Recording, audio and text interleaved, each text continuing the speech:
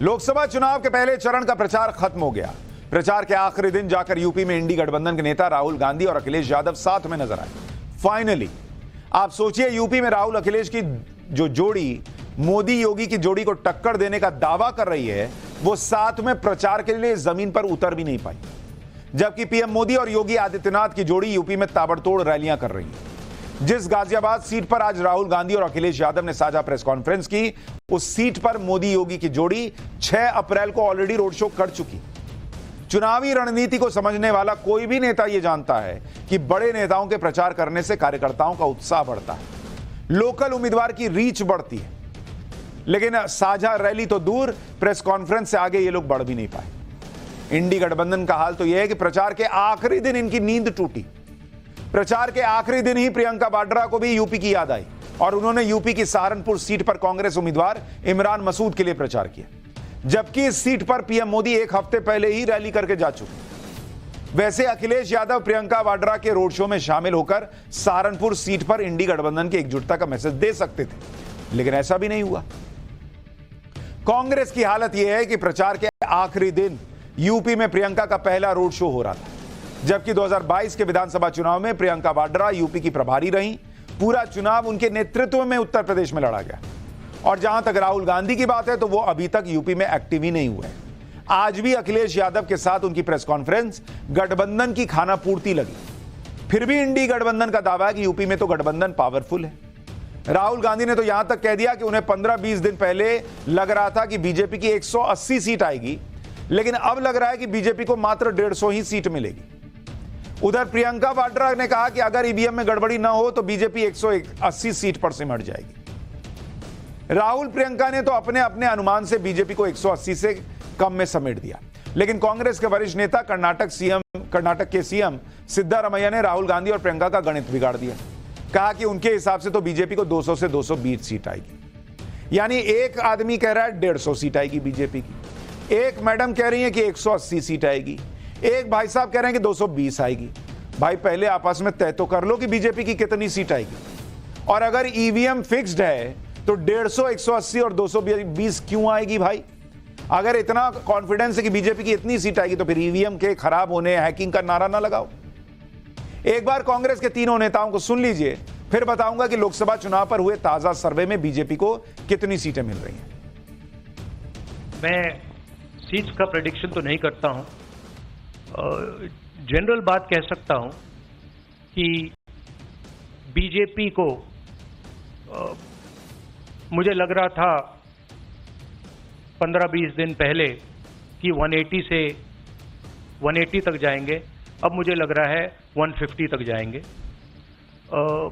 हर state में हमें report मिल रही है कि हमारा चुनाव इंप्रूव कर रहा है और अंडर करंट है। तो इन्होंने कुछ गड़बड़ पहले से कर रखी है कि इनको मालूम है कि हमें 400 मिलने वाले हैं, है कि नहीं? नहीं तो इस तरह ज्योतिषी की तरह कैसे कह सकते हैं कि क्या मिल रहा है। हम इतना कह सकते हैं कि अगर इस देश में आज के दिन ऐसा चुनाव हो जिसमें कोई गड़बड़ी नहीं हो, जिसमें ईवीएम में कोई गड़बड़ी नहीं है, तो मैं दावे के साथ कह सकती हूँ ये 180 से ज्यादा सीट नहीं ले सकते, उससे भी कम लेंगे। 200 to 220 seats they may win. That is the report I am having. अब कमाल की बात देखिए, कांग्रेस के तीनों नेता अलग अलग अनुमान दे रहे हैं। दावा कर रहे हैं कि उन्हें जो रिपोर्ट मिल रही है उसके आधार पर वो ये कह रहे हैं। अगर ईवीएम में गड़बड़ी नहीं हुई तो प्रियंका वाड्रा कह रही हैं कि 180 सीट आएगी, वरना ये कैसे प्रिडिक्शन कर सकते हैं कि 400 सीट आएगी? अरे भाई, बच्चा अगर ये पढ़ाई लिखाई करे, मेहनत करे, लगातार मेहनत करे और वो कह दे कि मेरा तो एग्जाम ठीक गया है, मुझे 100 नंबर आएंगे, तो वो क्या टीचर से सेटिंग करके बैठा है या उसने चीटिंग की है?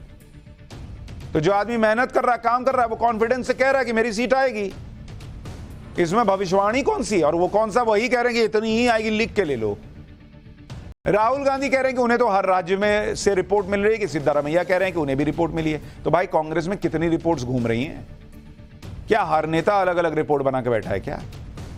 अच्छा, राहुल गांधी से जब सवाल किया गया तो कह रहे हैं कि मैं सीटों का अनुमान तो नहीं लगाता हूं, फिर खुद ही बीजेपी की सीटों का अनुमान लगाने लगे।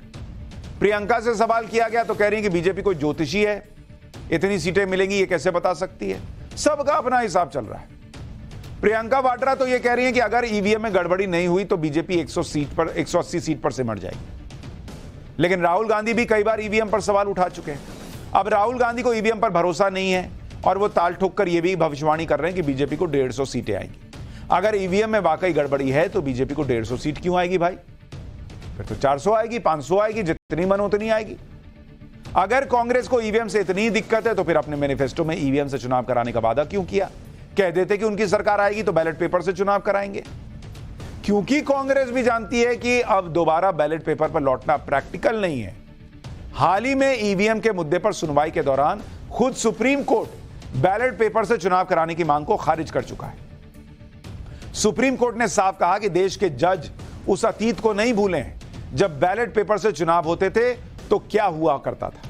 यानी कोर्ट बूथ कैप्चरिंग का दौर याद दिला रहा था। कोर्ट ने याचिकाकर्ता से कहा कि अगर आप भूल गए हैं तो माफ कीजिए, हम उस दौर को नहीं भूले हैं। सुप्रीम कोर्ट ने माना कि वोटों की गिनती में ह्यूमन एरर की समस्या रहती है। कोर्ट ने ईवीएम का जिक्र करते हुए कहा कि मशीन तो सामान्य रूप से बिना किसी गलत मानवीय दखल के ठीक से काम करेगी, सटीक परिणाम देगी।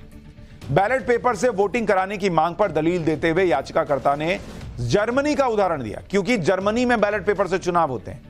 इस पर सुप्रीम कोर्ट के जज ने कहा कि उनका गृह राज्य पश्चिम बंगाल है, जिसकी जनसंख्या जर्मनी से भी ज्यादा है।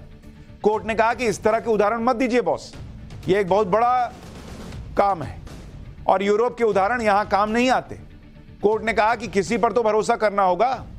यानी एक तरह से सुप्रीम कोर्ट ने बैलेट पेपर की जगह ईवीएम पर ज्यादा भरोसा जताया। हालांकि अभी फैसला आना बाकी है, लेकिन कोर्ट याद दिला रहा है भाई कि बैलेट पेपर से क्या होता था भूल जाएं क्या। ईवीएम की तरह ही इंडी गठबंधन चुनाव आयोग को भी कटघरे में खड़ा कर रहा है। आचार संहिता के उल्लंघन को लेकर भी विपक्ष का आरोप है कि चुनाव आयोग सिर्फ विपक्ष के नेताओं के खिलाफ शिकायत पर एक्शन ले रहा है, जबकि जो डेटा सामने आया वो अलग कहानी कह रही है। चुनाव आयोग के मुताबिक लोकसभा चुनाव के ऐलान के 1 महीने के अंदर उसे आचार संहिता के उल्लंघन की कुल 200 शिकायतें मिली है, जिसमें 169 मामले में एक्शन हुआ है। अब आप देखिए चुनाव आयोग क्या बता रहा है कि किसके खिलाफ कितनी शिकायत मिली और किस पर कितना एक्शन हुआ। चुनाव आयोग का एक्शन किस पर कितना हुआ है, इसके बारे में जो डेटा है वो आपको बताता हूं। 200 शिकायतें मिली, 169 पर एक्शन हुआ। शिकायत और इधर एक्शन कितनों पर हुआ, ये दोनों आपको बता देता हूं। बीजेपी से मिली शिकायत 51 शिकायत, 51 शिकायत बीजेपी से मिली। बीजेपी से 51 शिकायत मिली। एक्शन कितनों पे लिया गया? 38 पर। कांग्रेस की तरफ से कितनी शिकायत आई? कांग्रेस से शिकायत मिली 59। एक्शन कितनों पे हुआ? 51 पर एक्शन हो चुका है। मतलब बीजेपी ने 51 शिकायत की, 38 पर एक्शन होता है। कांग्रेस 59 शिकायत करती है, 51 पर एक्शन होता है। फिर भी ये लोग गाना गा रहे हैं कि भाई इलेक्शन कमीशन हमारी नहीं सुन रहा। बाकी पार्टी आप देखिए, बाकी पार्टी उनसे लगभग 90 शिकायत मिली और 80 पर एक्शन की बात कही जा रही है। तो अगर चुनाव आयोग बीजेपी की मदद कर रहा है तो फिर वो सबसे ज्यादा एक्शन तो कांग्रेस की शिकायत पर ले रहा है। चुनाव आयोग ने भी बताया कि उसे पब्लिक की तरफ से 2,68,000 शिकायतें मिली, जिसमें से 92% शिकायतों को 100 मिनट के अंदर निपटा दिया गया। यानी चुनाव आयोग तो बेहद एक्टिव होकर काम कर रहा है, लेकिन विपक्ष को चुनाव आयोग में भी खोट दिखता है। हम आपको पहले ही बता चुके हैं कि चुनाव आयोग इस चुनाव में इतना सुपर एक्टिव होकर काम कर रहा है कि 75 साल का रिकॉर्ड टूट चुका है। चुनाव में धनबल को रोकते हुए चुनाव आयोग हर दिन 100 करोड़ रुपए जब्त कर रहा है, लेकिन वही हाल है कि बोलना है तो बोल दिए। यूपी में आज अखिलेश यादव और राहुल गांधी की प्रेस कॉन्फ्रेंस के दौरान राहुल गांधी से यह भी सवाल किया गया कि क्या वो अमेठी या रायबरेली से चुनाव लड़ेंगे। इस पर वो भड़क गए।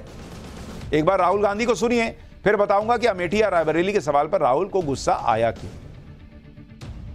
लोग तो गुजरात छोड़कर पीएम बनने के लिए बनारस आते हैं, आप बाय नाइट चले गए, तो क्या अमेठी या रायबरेली से आप लड़ेंगे? ये बीजेपी वाला क्वेश्चन है। ये पत्रकार का सवाल। पहले opening ball BJP question. Very good, शाबाश। देखिए, अमेठी की बात कांग्रेस का डिसीजन है, जो भी मुझे ऑर्डर मिलेगा मैं वो करूंगा। सीईसी मीटिंग हमारी पार्टी में सीईसी मीटिंग्स में ये डिसीजन लिए जाते हैं। बट पहला बीजेपी का question, good question, thank you. Rahul Gandhi को कोई ये क्यों नहीं समझाता कि उनसे जो उनकी विपक्षी पार्टी है वो जो सवाल उठा रही है वही ना पूछे जाएंगे। जब ये सवाल उठाते हैं और बीजेपी के नेता से सवाल पूछा जाता है तो कहा जाता है राहुल गांधी ये आरोप लगा रहे हैं, आपका क्या कहना है? तो इनसे कौन सा सवाल पूछें? जो कांग्रेस पार्टी के अंदर सवाल होगा वो। कांग्रेस इनसे क्या सवाल पूछ लेगी? कह रही है बीजेपी का सवाल है। अरे बीजेपी का सवाल है या किसी और का सवाल है, सवाल का जवाब दीजिए ना। लेकिन भाई पत्रकार को टारगेट करो, ईवीएम को टारगेट करो, फलाना को करो, खुद क्या करना नहीं। अपना बताइए ना बॉस, क्यों नहीं लड़ रहे अमेठी से? सवाल किसका है? उस पर लेबल चिपका रहे हैं सवाल पर। दरअसल यूपी में अमेठी और रायबरेली सीट ऐसी है जिस पर कांग्रेस ने अभी तक उम्मीदवार नहीं उतारा, जबकि ये दोनों सीटें गांधी परिवार का मजबूत गढ़ रही हैं। अमेठी का सवाल तो राहुल गांधी के लिए ऐसा मुद्दा है जिस पर वो हर तरफ से फंसते दिख रहे हैं। अमेठी में राहुल गांधी की 4 संभावनाएं और उससे जुड़े 4 संकट को समझिए। पहली संभावना, अगर अमेठी से चुनाव लड़ने से इनकार करते हैं या नहीं लड़ते हैं तो संकट यह होगा कि बीजेपी माहौल बना देगी कि राहुल गांधी उस सीट पर भी डर गए जो कभी उनका मजबूत गढ़ थी। राहुल गांधी अमेठी छोड़कर भाग गए। दूसरी संभावना, अगर अमेठी से चुनाव लड़े तो यह कहा जाएगा कि राहुल गांधी को वायनाड सीट फंसती दिख रही है, वायनाड पर जीत का भरोसा नहीं है, इसलिए 2-2 सीट पर लड़ रहे हैं। तीसरी संभावना, अगर अमेठी से लड़े और हार गए तो और भी फजीहत होगी कि अपनी पुरानी सीट को बचा नहीं पाए। चौथी संभावना, अगर अमेठी से लड़े और जीत गए तो भी दिक्कत है क्योंकि तब वायनाड और अमेठी में से एक को चुनना होगा। वायनाड को राहुल गांधी अपना घर बता चुके हैं तो वायनाड को कैसे छोड़ेंगे? अमेठी छोड़ नहीं सकते क्योंकि पारंपरिक सीट है, गांधी परिवार का गढ़ रही है। अमेठी को छोड़ा तो यूपी में कांग्रेस का बेस और कम हो जाएगा। अब ये इनकी दुविधा है और दुविधा में फंसे हैं तो पत्रकार को लेबल लगा रहे हैं। कांग्रेस की दुविधा सिर्फ अमेठी को लेकर नहीं है बल्कि चंडीगढ़ सीट पर भी कांग्रेस टेंशन में है। इस सीट से कांग्रेस ने मनीष तिवारी को टिकट दिया है, लेकिन कांग्रेस के अंदर ही उनका विरोध हो रहा है। कांग्रेस के स्थानीय नेता चंडीगढ़ कांग्रेस के अध्यक्ष एचएस लक्की और मनीष तिवारी से नाराज हैं। दावा है कि इस नाराजगी की वजह से कांग्रेस के 100 से ज्यादा नेता और एक कार्यकर्ता पार्टी छोड़ चुके हैं। इसमें चंडीगढ़ महिला कांग्रेस की अध्यक्ष, प्रवक्ता, उपाध्यक्ष लेवल के नेता हैं। हालांकि जो कांग्रेस जो अंदरूनी कला जो है उसको कम करने के लिए कांग्रेस आलाकमान ने दखल दिया। मामले को सुलझाने की जिम्मेदारी कांग्रेस नेता राजीव शुक्ला को दी गई। राजीव शुक्ला कल कांग्रेस नेता से मिलने चंडीगढ़ जा रहे हैं। उधर नाराज नेताओं ने राजीव शुक्ला का विरोध करने की भी तैयारी कर ली। दरअसल कांग्रेस नेता एक कथित इंस्टाग्राम पोस्ट से नाराज हैं जिसमें चंडीगढ़ कांग्रेस के अध्यक्ष एचएस लक्की ने पूर्व केंद्रीय मंत्री पवन बंसल का अपमान किया था। यह भी कहा जा रहा है कि सीट पर पवन बंसल को टिकट न मिलने से उनके समर्थक नाराज हैं और कांग्रेस के लिए मुश्किल पैदा कर रहे हैं। टेंशन सिर्फ कांग्रेस में नहीं है, इंडी गठबंधन में कांग्रेस की सहयोगी आरजेडी के अध्यक्ष लालू यादव भी टेंशन में नजर आ रहे हैं। उनकी टेंशन बेटी रोहिणी आचार्य को लेकर है। बेटी के चुनाव प्रचार के लिए आज लालू यादव पत्नी के साथ सारण पहुंचे। खराब सेहत के बावजूद लालू ने मोर्चा संभाला। अच्छा, जब इनको ईडी सवाल जवाब के लिए बुलाती है तो कहा जाता है बड़ा अत्याचार हो रहा है, पिताजी की तबीयत ठीक नहीं है और उनको सवाल जवाब के लिए बुलाया जा रहा है। लेकिन आज कहा गया कि खराब तबीयत के बावजूद प्रचार करने पहुंचे। रोहिणी आचार्य को आरजेडी ने लालू का गढ़ मानी जाने वाली सारण सीट से उम्मीदवार बनाया है, लेकिन रोहिणी आचार्य को सारण में लगातार 2 बार चुनाव जीत चुके राजीव प्रताप रूडी से कड़ी चुनौती मिल रही है। इसलिए अब लालू यादव सारण के लोगों के सामने पुराने कनेक्शन की दुहाई दे रहे हैं। पहले सुनिए बेटी के लिए प्रचार करने पहुंचे लालू यादव ने क्या कहा, फिर आपको बताऊंगा टीएमसी ने अपने मैनिफेस्टो में क्या कहा है। लोग बोलते थे कि आप अपने परिवार से भक्त उम्मीदवार आप कीजिए। मीटिंग करके उन्होंने कहा कि रोहिणी आचार्य को आप उम्मीदवार बनाइए। मैंने स्वीकार कर लिया और उम्मीदवार बनाया। लालू यादव परिवार को बचाने के लिए प्रचार में उतरे। उधर ममता बनर्जी को अपना गढ़ बचाने की टेंशन। बंगाल में ममता बनर्जी को बीजेपी से कड़ी चुनौती मिल रही है। इस चुनौती को पार पाने के लिए ममता बनर्जी आज अपने वादों का पिटारा खोलती दिखी, क्योंकि बंगाल में सीए एनआरसी बड़ा मुद्दा है। इसलिए ममता बनर्जी ने इसे मैनिफेस्टो में प्रमुखता से जगह दी। टीएमसी ने अपने मैनिफेस्टो में वादा किया है कि केंद्र में सरकार बनने पर सीएए को रद्द कर दिया जाएगा। इसके साथ ही एनआरसी की प्रक्रिया भी रोकने का वादा किया गया है। यही नहीं, टीएमसी ने यूनिफॉर्म सिविल कोड को भी लागू न होने देने का वादा किया। इसके अलावा बीपीएल परिवारों को साल में 10 सिलेंडर मुफ्त देने, सभी नागरिकों को 10 लाख रुपए तक का हेल्थ इंश्योरेंस देने का वादा किया गया है। हालांकि ममता बनर्जी बंगाल में अकेले चुनाव लड़ रही हैं, लेकिन मैनिफेस्टो में दावा कर रही हैं कि अगर केंद्र में सरकार बनी तो केंद्र में उनकी सरकार तो तभी बनेगी जब इंडी गठबंधन जीतेगा। लेकिन उसे तो आप त्याग चुकी हैं। और मान लीजिए कि अगर इंडी गठबंधन जीत गया और आप उसका हिस्सा रही, तो भी क्या इंडी गठबंधन में सभी पार्टियां सीएए हटाने पर राजी हैं? क्योंकि सीए के मुद्दे पर कांग्रेस ने तो मैनिफेस्टो में कुछ कहा ही नहीं है। तो सबका अपना अपना हिसाब चल रहा है।